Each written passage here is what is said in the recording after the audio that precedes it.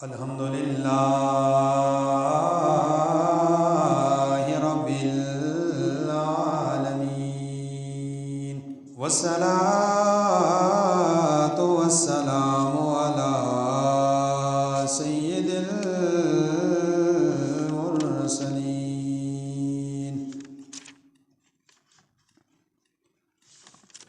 وعلی وأصحابه أجمعين. أما بعد فأعوذ بالله من الشيطان الرجيم. بسم الله الرحمن الرحيم. إنما المؤمنون إخوة فأصلحوا بين أخويكم واتقوا الله لعلكم ترحمون.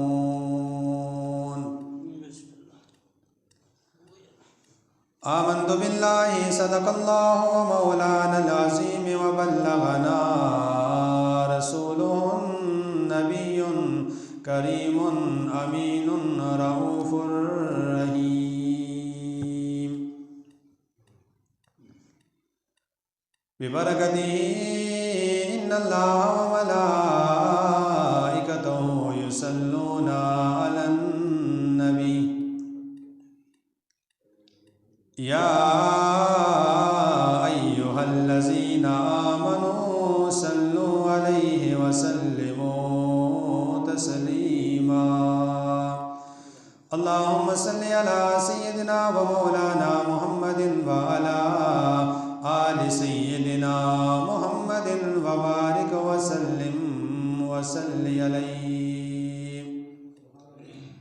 الصلاة والسلام عليك يا سيدي يا رسول الله وعلى آلك وصحابك يا خاتم النبيين.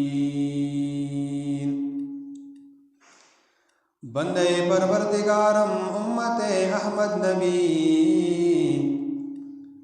دوست دارم چار یارے تابع اولاد علی. مذہب حنفی دارم ملت حضرت خلیل خاک پائے غوث اعظم زیر سایہ ہر ولی. صدیق عکس حسن کمال محمد اسفاروق ذل جاہ جلال محمد است. عثمان ضیاء شمع جمال محمد است. حیدر بہار باغ خصال محمد است. حمد اور درود کے بعد لائق عزت و احترام معزز و مکرم سامعین کرام، السلام علیکم ورحمۃ اللہ وبرکاتہ. عزیزان گرامی، قرآن مجید برہان رشید سورۃ الحجرات کی آیت نمبر 10 تلاوت کرنے کا شرف حاصل کیا. بارگاہ رب العزت میں دعا ہے مولا کریم حق اور سچ بیان کرنے، اس پر عمل کرنے اور دوسرے مسلمان بھائیوں تک پہنچانے کی توفیق عطا فرمائے. عزیزان گرامی، ایک مسلمان کے ذمہ رب ذوالجلال نے بہت سارے حقوق لازم قرار دیے ہیں. سب سے پہلا حق اللہ رب ذوالجلال کا حق ہے، جس کو پورا کرنا ہر مسلمان کی ذمہ داری ہے. اور اس کے بعد نبی کریم علیہ الصلاۃ والسلام کے حقوق کو پورا کرنا بھی ہر مسلمان پر لازم ہے. اور اس کے علاوہ رب ذوالجلال نے ایک مسلمان کے ذمہ دوسرے مسلمانوں کے حقوق بھی لازم قرار دیے ہیں کہ ایک مسلمان رب ذوالجلال کی بارگاہ میں ان تینوں حقوق کے بارے میں جواب دہ ہے. یعنی اس سے اللہ کے حق کے بارے میں پوچھا جائے گا، رسول اللہ کے حقوق کے بارے میں بھی، اور حقوق العباد کے بارے میں بھی پوچھا جائے گا، یعنی مسلمان کے حقوق، ایک تو بندوں کے حقوق اور ایک مسلمان کے الگ حقوق ہیں۔ رب ذوالجلال نے انسان کو پیدا کیا، رب ذوالجلال نے انسان کو رزق دیا، رب ذوالجلال نے انسان کو دنیا میں بہت ساری نعمتیں عطا فرمائی، تو اس وجہ سے ایک مسلمان پر لازم ہے کہ وہ اللہ کے حقوق کو سب سے پہلے پورا کرے۔ اب انسان کو جو کچھ ملا ہے وہ حضور علیہ السلام کے وسیلے سے ملا۔ انسان پر جو برکتیں، جو عنایات ہوئیں، وہ سرور عالم صلی اللہ علیہ وسلم کے صدقے سے ہوئی، تو اس لیے مسلمان پر نبی علیہ السلام کے حقوق کو پورا کرنا بھی لازم اور ضروری ہے۔ اس کے بعد تیسرا حق مسلمان بھائی کا ہے کہ ایک کلمہ گو مسلمان جس سے اس کا ایمانی تعلق ہوتا ہے، اس کے حقوق کو پورا کرنا بھی ضروری ہے۔ اب دنیا میں ایک انسان مختلف واسطوں سے ایک انسان سے تعلق رکھتا ہے، کہیں پر رشتہ داری ہے، کہیں پہ علاقائی تعلق ہے، کہیں پر قومیت کا تعلق ہے، کہیں پر زبان کا تعلق ہے، تو فرمائے ان سارے حقوق سے برتر، سارے حقوق سے بلند تمہارا ایمانی تعلق ہے کہ تم ایک کلمے کے مسلمان ہو۔ اگر ایک جگہ پر مسلمان کسی مصیبت میں ہے تو دوسرے مسلمان پر لازم ہے کہ وہ اسے مصیبت سے نجات دلائے، کیونکہ یہ مسلمان کے حقوق میں شامل ہے۔ حضور نے فرمایا کہ جہاں تم مسلمان کو مصیبت میں دیکھو تو وہاں سے اپنی طاقت اور بساط کے مطابق مسلمان کو سہولت فراہم کرو۔ اگر تم مسلمان کے دکھ کو اپنا دکھ نہیں سمجھتے، اگر تم مسلمان کی تکلیف کو اپنی تکلیف نہیں سمجھتے، تو فرمائے تم یہ مسلمانی کے جو حقوق کو توڑتے ہو، رب ذوالجلال اس کے بارے میں تم سے ضرور پوچھے۔ اور یہ سوال سارے مسلمانوں سے ہوگا کہ مسلمان کے ہوتے ہوئے مسلمان پر جو تکلیف گزرتی ہے اور دوسرا مسلمان اسے محسوس نہیں کرتا، تو حضور نے فرمایا یہ اللہ کے بارگاہ کا مجرم بنتا ہے۔ بدقسمتی کے ساتھ دین سے دوری اور دنیا کے مفاد کے زیادہ قریب ہونے کی وجہ سے آج ایک مسلمان دوسرے مسلمان کے حقوق سے بالکل ناشنا ہے۔ یعنی پوری دنیا میں جہاں بھی مسلمان آباد ہیں، کلمے کے ساتھ جن کا تعلق ہمارے ساتھ جڑا ہوا ہے، نبی کریم علیہ السلام کے واسطے سے جو مسلمان قرار پائے، اگر وہ دنیا کے جس کونے میں بھی ہوگا، اگر ایک مسلمان اس کے دکھ کو سمجھتا نہیں ہے، تکلیف کو محسوس نہیں کرتا، تو حضور نے فرمایا کہ یہ بندہ جو ہے نا، یہ انسانی حقوق کو جو ہے وہ خلاف ورزی کرنے والا ہے، یہ مسلمان کے حقوق کو توڑنے والا ہے، اور جو مسلمان کے حقوق کو توڑتا ہے رب ذوالجلال کے بارگاہ کا مجرم وہ بنے گا۔ اور جیسا کہ آپ جانتے ہیں کہ گزشتہ 2 ہفتوں سے غزہ کے اندر انسانی حقوق کی جو پامالی ہو رہی ہے، مسلمان کے ساتھ جو ظلم و زیادتی شروع ہے، وہاں پر آج کے اندازہ کے مطابق تقریباً 4000 مسلمان بے گناہ شہید ہو چکے ان 2 ہفتوں کے اندر، اور حالت یہ ہے کہ 12000 سے زیادہ زخمی موجود ہیں۔ اسرائیلی درندوں نے نہ ہی اسپتالوں کو بخشا، نہ ہی سویلین آبادی کو بخشا، اور نہ ہی جناب والا کوئی امداد کے ذریعوں کو انہوں نے چھوڑا، بلکہ اس غزہ کی آبادی کو بالکل محصور کر کے رکھا ہوا ہے۔ اور اوپر سے 57 اسلامی ممالک فوج رکھنے والے ممالک، ایٹمی طاقت رکھنے والے ممالک صرف مذمت کر رہے ہیں کہ جناب والا ہم اسرائیل کے اس معاملے کی مذمت کرتے ہیں۔ مذمت تو پوری دنیا کرتا ہے، ایک طرف کفر کا طریقہ اور ایک طرف مسلمانوں کا طریقہ، زمین و آسمان کا فرق ہے۔ کفر نے کفر کے ساتھ تعلق بنایا، ان کے ساتھ کھڑے رہے عملی طور پر، اور 57 اسلامی ممالک صرف مذمتی بیانات دے رہے ہیں، اور مذمت کی وجہ سے آج فلسطینی جو ہے وہ اسرائیلی درندوں کے رحم و کرم پر گزر رہے ہیں۔ اب فلسطین کا حق، فلسطینی مسلمانوں کا حق عام مسلمانوں سے زیادہ ہے۔ ایک تو کلمہ گو مسلمان کسی ملک میں پرامن زندگی گزارتا ہے، ایک کلمہ گو مسلمان ملک پاکستان میں رہتا ہے پرامن طریقے سے، ان کا حق اپنی جگہ پر، لیکن فلسطینی مسلمان کا حق تمام مسلمانوں سے زیادہ ہے۔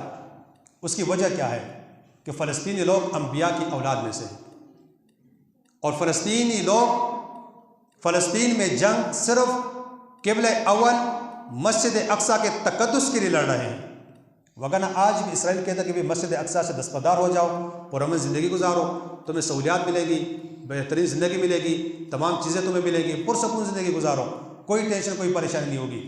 لیکن فلسطین 1947 سے لے کر اب تک جو خون کی قربانی دے رہا ہے وہ صرف مسجد اقصیٰ کی وجہ سے دے رہا ہے، کیونکہ مسجد اقصیٰ سے انبیاء کا تعلق ہے، نبی کریم علیہ السلام کا تعلق مسجد اقصیٰ کے ساتھ ہے، کیونکہ حضور علیہ السلام نے معراج کے سفر کا آغاز اسی مسجد سے کیا تھا، اور نبی علیہ السلام نے اپنی دور کے ابتدائی دنوں میں نمازیں بھی اسی جانب پڑھی تھی۔ تو اس لیے مسجد اقصیٰ میں رہنے والے لوگ، فلسطین کی سرزمین پر آباد مسلمان کا حق عام مسلمان سے کہیں زیادہ ہے۔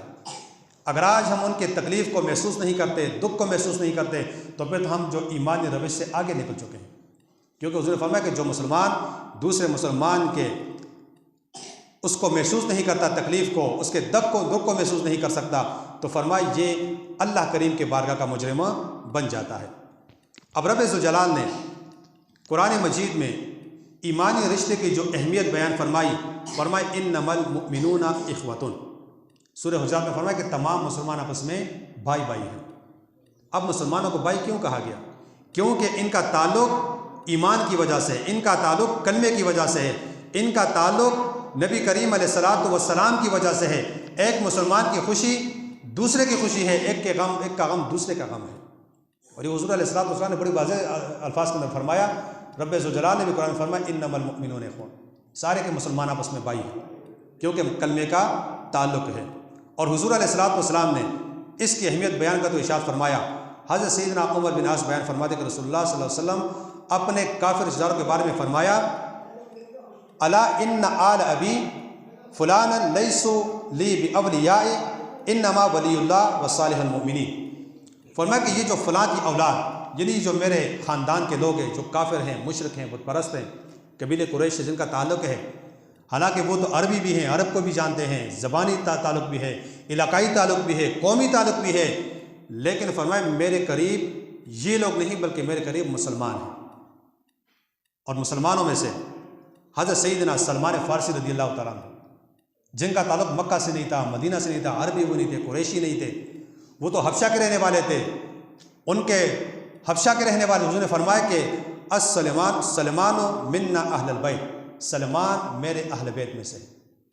اب دیکھو کتنا بہترین فرمان ہے، جو کافر تھے، مکہ میں رہنے والے تھے، جن کے ساتھ نسبی تعلق تھا، فرمایا یہ میرے اپنے نہیں ہیں، ان کے ساتھ میری کوئی ہمدردی نہیں ہے، اگر میری ہمدردی ہے تو مسلمان کے ساتھ ہے، اور مسلمانوں میں سلمان فارسی میرے اہل بیت میں سے ہے۔ تو نبی کریم علیہ السلام نے اس حدیث کے اندر ایک مسلمان کو اہمیت دی کہ جو مسلمان یورپ کے زندہ نظریات، یورپ کے تازہ نظریات، یورپ کے روشن خیالی سے متاثر ہو کر کہتا ہے کہ تعلق تو صرف زبان کی وجہ سے ہے، قوم کی وجہ سے ہے، ملت کی وجہ سے ہے، اگر ملت تمہارا زندہ ہے تو تم قوم بنتے ہو، اگر تمہاری قوم ہے، تمہاری زبان ہے، تو یہی تمہاری قوم ہے۔ حضور نے فرمایا ایسا نہیں ہے، بلکہ تمہاری ملت، تمہاری قوم، تمہارا تعلق صرف اسلام کی وجہ سے ہونا چاہیے۔ اگر تمہارے قریب مسلمان اور تم سے دور مسلمان مصیبت میں ہے تو اس کی مصیبت کو سمجھو، ان کے دکھ اور مداوے کو سمجھو۔ اگر تم مسلمان ہو کر کسی مسلمان کے دکھ و تکلیف کو محسوس نہیں کرتے تو فرمایا تو تمہارا ایمانی رشتہ کیسا ہے؟ یہ جو انما المؤمنون اخوہ کا جو خطاب رب نے دیا ہے اس کا پھر کیا مطلب ہوا؟ تو اس لیے علامہ اقبال نے بڑی بہترین فرمایا، اپنی ملت پہ قیاس اقوام مغرب سے نہ کر، خاص ہے ترکیب میں قوم رسول ہاشمی، ان کی جمعیت کا ہے ملک و نسب پر انحصار، قوت مذہب سے ہے مستحکم ہے جمعیت تیری، دامن دین سے چھوٹا تو جمعیت کہاں، اور جمعیت ہوئی رخصت تو ملت کہاں چلا گیا۔ وہ فرماتے ہیں کہ مسلمان جو کہتا ہے کہ یہ تعلق اپناؤ، علاقائی تعلق کو دیکھو، لسانی تعلق کو دیکھو، قومیت کے تعلق کو دیکھو، اگر تمہارے ملک کے اندر رہنے والا غیر مسلم وہ تمہارا بھائی ہے، کیوں؟ وہ تمہارے ملک میں رہتا ہے۔ فرمایا یہ سوچ کفار کی ہے، کس کی ہے؟ کفار کی، کہ وہ صرف اس کے تعلق بناتا ہے جو اس کے ساتھ رہتا ہے۔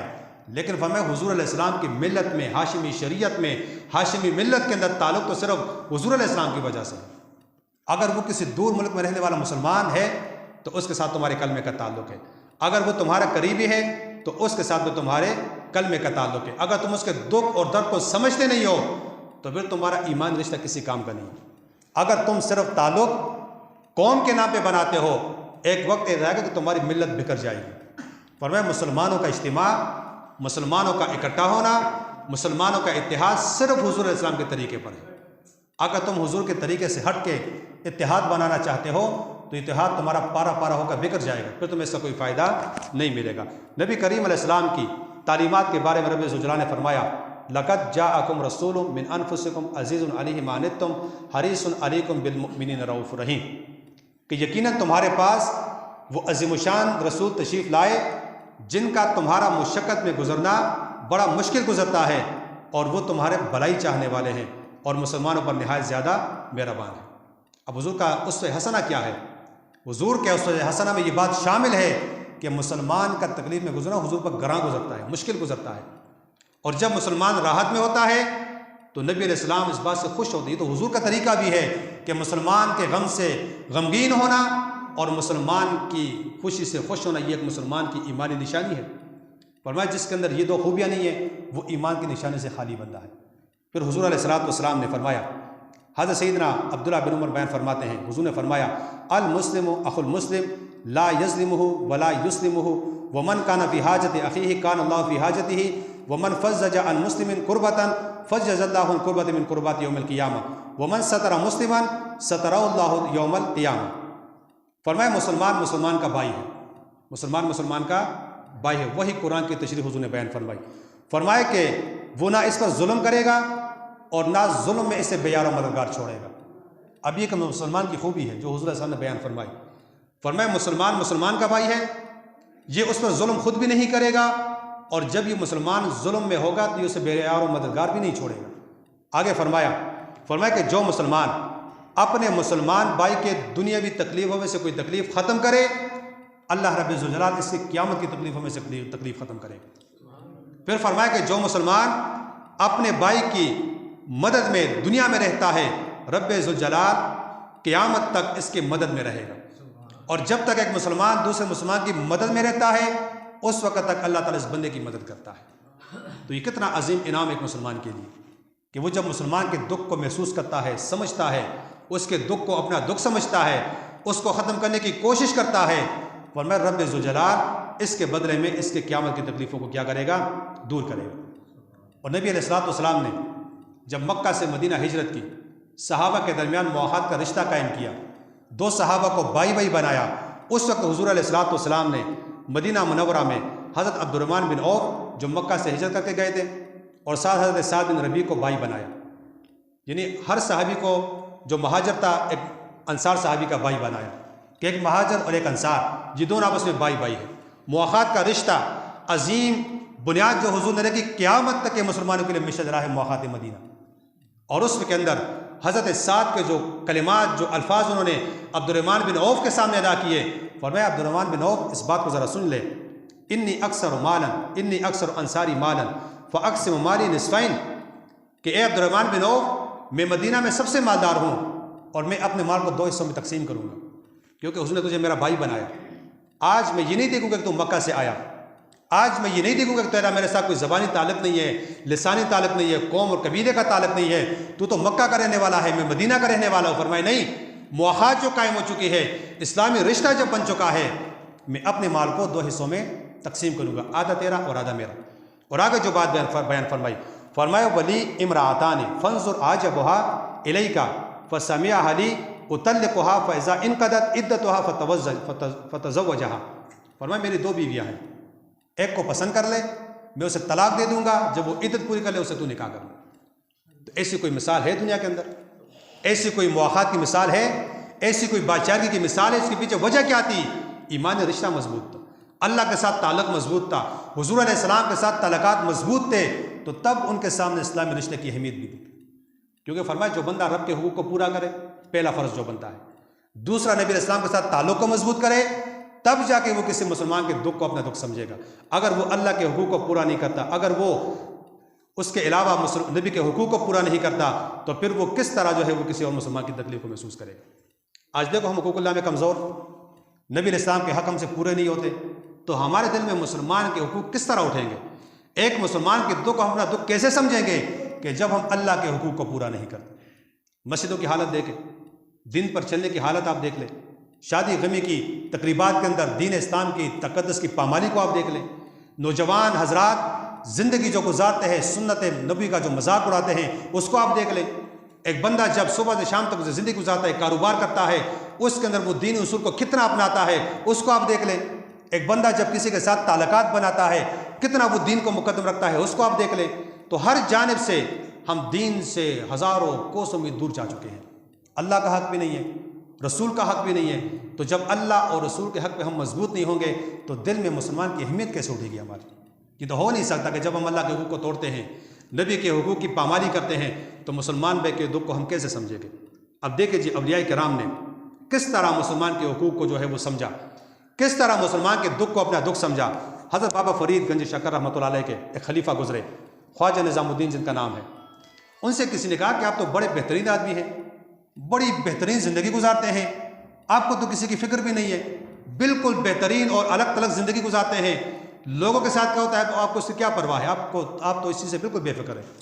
تو اس نے کہا تجھے کس نے کہا کہ میں بے فکر ہوں؟ کیا تجھے پتہ ہے کہ دن میں جتنے لوگ میرے پاس دعائیں کرنے کے لیے آتے ہیں، ہر بندے کا بوجھ میرے دل کے اوپر پڑا ہوا ہے، کیونکہ لوگ میرے پاس دعائیں کرنے کے لیے آتے ہیں کہ حضرت دعا کیجیے اللہ کریم ہمارے حالت کو سدھارے۔ کوئی پریشانی لے کر آتا ہے، کوئی دکھ لے کر آتا ہے، جب صبح سے شام تک میں لوگوں کے دکھ کو سنتا ہوں تو فرمائے وہ سارے کے ساتھ دکھ میرے دل کے اوپر بنے رہتے ہیں۔ تو یہ تھے اولیاء کا طریقہ کہ وہ کس طرح مسلمان کے حقوق کو محسوس کیا کرتے تھے، کس طرح مسلمان کے دکھ کو محسوس کیا کرتے تھے۔ پھر رب ذوالجلال نے قرآن مجید کے اندر ایک واضح حکم کے اندر ارشاد فرمایا، الا تفعلوا تکن فتنۃ فی الارض فساد کبیر۔ فرمائے اگر تم مسلمان کے حق کو سمجھو گے نہیں، مسلمان کے دکھ کو اپنا دکھ نہیں سمجھو گے، تو پھر ہوگا کیا؟ زمین میں فساد برپا ہو جائے گا۔ مفسرین نے تشریح میں فرمایا کہ اس کا مطلب یہ ہے کہ ایک مسلمان جب مسلمان کے دکھ کو سمجھتا نہیں ہے، مسلمان کے دکھ پر جب زندگی نہیں گزارتا، تو پھر ہوتا کیا ہے؟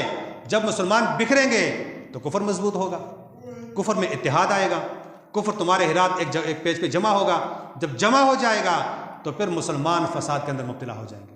تو آج وہی صورتحال ہے کہ نہیں؟ مسلمان اپنے مفاد میں لگے ہوئے ہیں، اپنے معیشت کا رونا رو رہے ہیں، اپنے ملک کی مفادات کا رونا رو رہے ہیں، کسی مسلمان کی کسی کو فکر نہیں ہے۔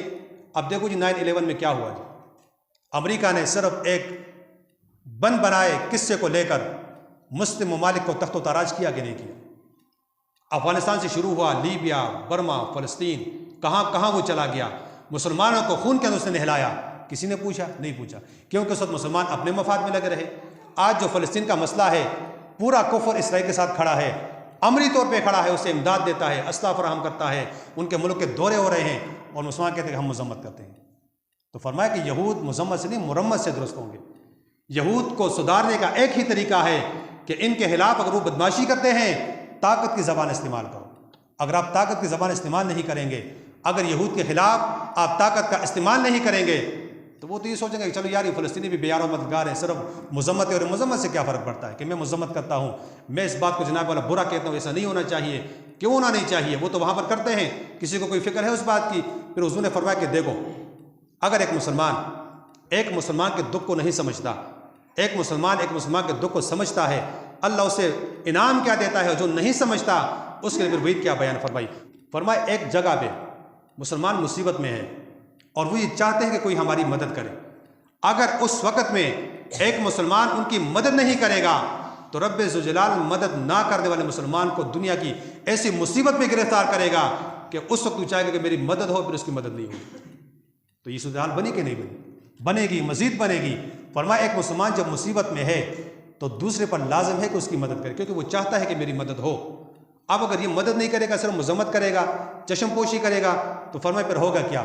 اللہ کریم اس انسان کو دنیا میں ایسی مصیبت میں گرفتار کرے گا کہ اس وقت یہ چاہے گا کہ میری مدد ہو، لیکن وہاں پھر اس کی مدد نہیں ہوگی۔ عزیزان گرامی، بیان کرنے کا مقصد اور مدعا یہ ہے، فلسطین کے ساتھ ہمارا ایمانی تعلق ہے، کلمے کی بنیاد پر ہے، اور پھر وہ قبلہ اول 1,24,000 انبیاء کا قبلہ رہا ہے، اور جو گزشتہ جمعے میں فرمایا کہ مسجد اقصیٰ زمین پر بننے والی دوسری مسجد ہے، اور حضرت سلیمان نے جو دعا فرمائی رب ذوالجلال کہ اس مسجد میں جو بھی نماز پڑھے گا تو اسے ایسا پاک صاف کر کے یہاں سے نکال دے کہ اس کے وجود پہ ایک گناہ بھی باقی نہ رہے۔ مثال کیا بیان فرمائی کہ وہ ایسا ہو جیسے وہ آج ہی دنیا میں پیدا ہو۔ تو عزیزان گرامی، اگر ہمارے حکمران، اگر ہم لوگ فلسطینی مسلمانوں کے ساتھ ہمدردی کا اظہار نہیں کریں گے، اگر قبلہ اول کے دکھ کو ہم سمجھیں گے نہیں، اگر ہم فلسطین کی اس حیثیت کو جو ہے وہ جانیں گے نہیں، تو ایک وقت آئے گا یہ دور ہمارے اوپر بھی پھر گزرے گا، کیونکہ حضور السلام نے واضح فرمایا کہ اگر ہم سمجھیں گے نہیں تو اللہ کرے ہمیں بھی ایسی مصیبت میں گرفتار کرے گا۔ تو اس لیے ایمانی غیرت کا تقاضا یہ ہے کہ ہر مسلمان اگر کچھ کر نہیں سکتا تو کم سے کم ان کے حق میں دعا تو کر سکتا ہے، اسرائیلیوں کے حق میں بددعا تو کر سکتا ہے، اپنے حکمرانوں کی ضمیر کو جھنجھوڑ تو سکتا ہے کہ حکمرانوں آج تم عیاشی ہمارے ووٹ کی وجہ سے کر رہے ہو، آج تم عیاشی ہمارے ٹیکس کے کمائے ہوئے پیسوں کے اوپر کر رہے ہو۔ اگر عوام نے ٹیکس بند کے حکمران کیا کریں گے؟ بھوک سے مریں گے کہ نہیں مریں گے؟ یہ جو ہمارے حکمران جو مقتدر ادارے کے لوگ ہیں، یہ جتنے بھی ادارے ہیں سارے عوام کی ٹیکس سے تنخواہیں لیتے ہیں، تو انہیں چاہیے کہ وہ عوام کے ٹیکس کی لاج رکھ کر فلسطین کی اپنی آواز کو بلند کریں۔ اگر نہیں بلند کریں گے تو ایک دور ایسا ہے کہ حضور فرمایا یوشک الامم، یہ سارے کفار جمع ہو جائیں گے مسلمانوں کے خلاف، اور جمع ہو رہے ہیں اقوام متحدہ کے نام پر۔ وہ جو تنظیم بنی اقوام متحدہ، اس نے تو آج تک کسی مسلمان مسئلے کو حل نہیں کیا۔ دنیا میں جہاں کفر کے ساتھ ظلم ہوتا ہے فوراً وہ لوگ ایکشن لیتے ہیں اس پر۔ اب دیکھو نا، اسرائیل کا مسئلہ ہے، امریکہ کے صدر نے وہاں کا دورہ کیا، اس ملک کو چلا گیا، ہمدردی کا اظہار کیا، اپنے فوجی وہاں پہ بھیجے، اپنے جہاز وہاں پر بھیجے، اور مسلمان کیا کر رہے ہیں جی؟ اقوام متحدہ اس بات کا ایکشن لے، کشمیر کا ایکشن اقوام متحدہ لے گی، فلسطین کا بھی لے گی، اوپر بیٹے سارے کون لوگ ہیں؟ یہود و نصارہ۔ تو کیا یہود و نصارہ مسلمانوں کے حقوق پر آواز اٹھائیں گے؟ کبھی نہیں اٹھا سکتے۔ جب تک مسلمان ایک ملت ایک قوم نہیں بنیں گے تو مسلمانوں کی حالت اس سے بھی گئی گزری ہوگی۔ اللہ کریم کہ جناب ہدایت کہ ہمیں صحیح معنوں میں ملت واحدہ بننے کی توفیق عطا فرمائے، اور ہمارے حکمرانوں کو ایمانی غیرت عطا فرمائے کہ وہ مسلمان کے خلاف ہونے والے ظلم پر آواز بلند کرے۔ اللہ کریم ہم سب کو عمل کرنے کی توفیق عطا فرمائے۔